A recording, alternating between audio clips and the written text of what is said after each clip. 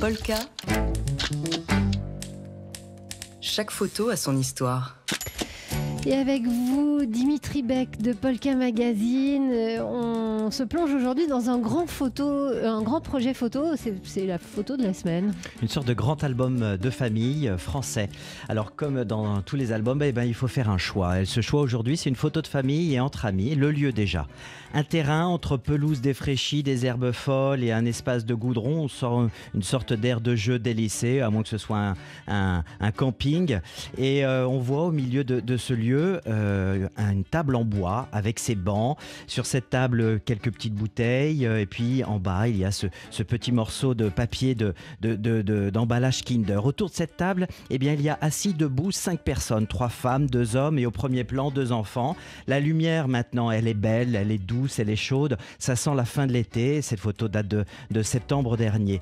L'éclairage également, il y a un éclairage supplémentaire comme si on était dans un studio pour donner de l'éclat à toutes les couleurs et puis faire vibrer, briller la couleur de la peau. D'ailleurs, ces hommes sont torse nu, on voit des tatouages sur leur peau et tous ont l'air quand même sympathiques, quelques sourires chez les hommes, chez les femmes pardon surtout, et les enfants. Les hommes ont l'air plutôt sérieux. Voilà, alors on a affaire à Eva avec sa mère Rose, Laura et ses enfants, Tony également et Benoît qui sont les hommes. Rose et Eva habitent à proximité de ce lieu qui a l'air un petit peu perdu dans l'un des 4 HLM qui est à proximité. Elles attendent d'être relogées. On sent la simplicité de leur vie sur cette photo.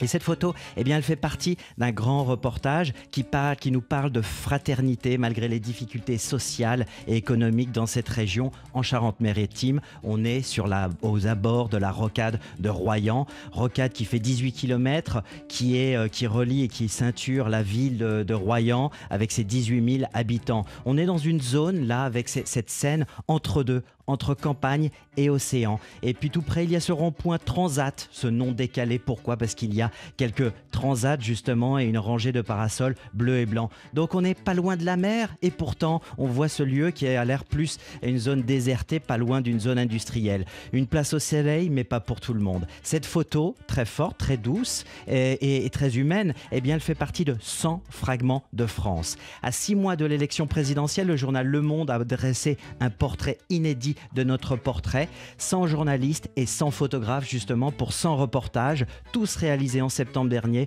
ont sillonné le terrain et proposent un portrait aux multiples visages de notre France avec des villages, des petites communautés, aussi dans des associations, des usines et des salons de coiffure. Voilà, cette photographie fait partie d'un très grand tableau, nuancé, tendre parfois, dur souvent, loin des préjugés toujours, comme l'annonce Le Monde. Donc une photographie dont on a vraiment besoin dans cette période qui est compliquée et qui a permis à beaucoup de photographes de faire leur métier après ces années de pandémie et d'enfermement. Polka. Chaque photo a son histoire.